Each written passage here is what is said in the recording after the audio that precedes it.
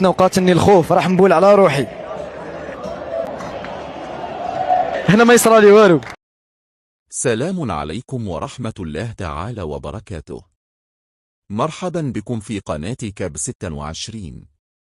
أثار مقطع فيديو متداول على نطاق واسع موجة من الاشمئزاز بعدما ظهر فيه مشجع جزائري وهو يتبول داخل مدرجات ملعب كانساس سيتي خلال مباراة الجزائر والأرجنتين في كأس العالم 2026، قبل أن يتباهى بتصرفه المشين ويؤكد بكل ثقة في النفس أنه لن يتعرض لأي مساءلة هناك.